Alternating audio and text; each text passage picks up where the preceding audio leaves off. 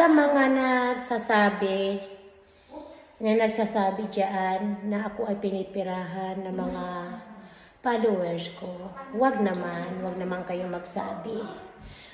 Kasi ako, okay, sabihin na lang natin na pinipirahan ako, pero gusto ko hindi yun ibig sabihin na pinipirahan nila ako. Kasi nagpapalo sila sa akin dahil gusto nila, choose nila yun. At saka, kung ano man ang ibibigay ko, ay galing sa puso ko yan.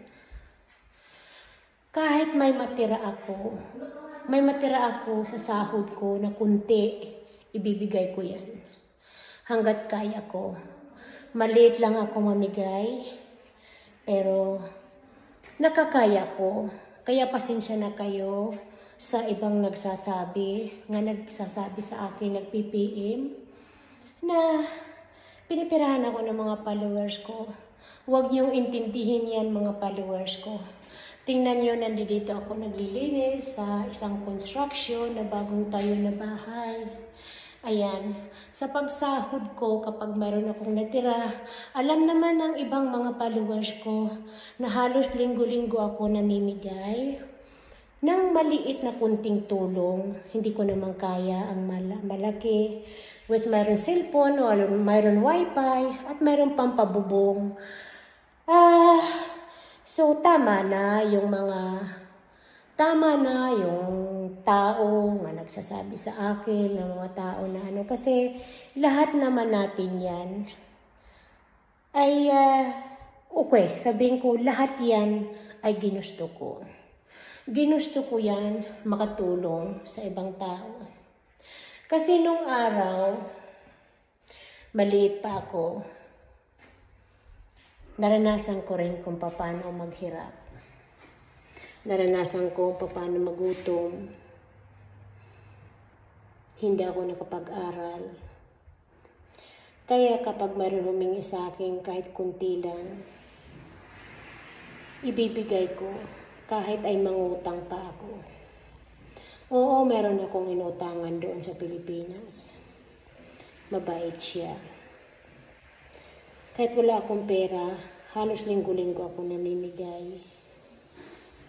Kaya yung ibang tao hindi ko nabibigyan, pasensya na. Kaya sana, kung yung followers ninyo ay iniisip niyo na pipirahan kayo, hindi naman siguro yun.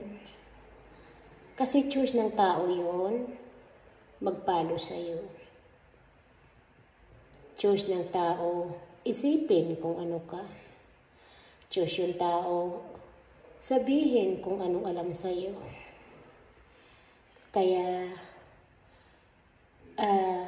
sa nangyayari ngayon, okay lang.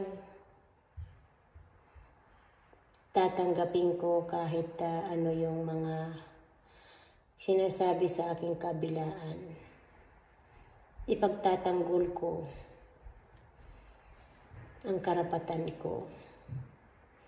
Kaya huwag kayong mag-alala, mga followers ko, kasi hindi ko man kayo kilala. Kayo ay nagpapalo lang sa akin. Maraming salamat. Kaya sana tumigil na yung mga sumbong doon, sumbong dito, na pinipersonal ako. Ayaw ko yun.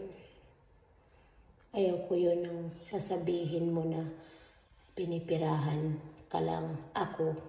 Ako pala ng mga followers ko. Okay lang yan. Kaibigan, okay lang yan. Kahit, okay, sabihin na lang natin na pinipirahan nila ako. Pero ako, hindi ko sinasabi yun. Hindi ko ibig sabihin yun dahil ang alam ko ay humingi lang sila sa akin ng tulong. Dahil sa kahirapan sa Pilipinas. Kaya nagagawa ko yun kasi nanggaling ako sa mahirap.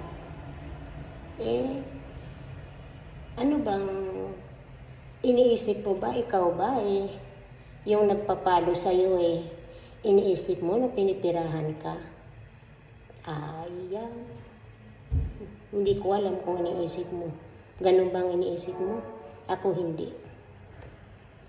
Maraming salamat sa advice.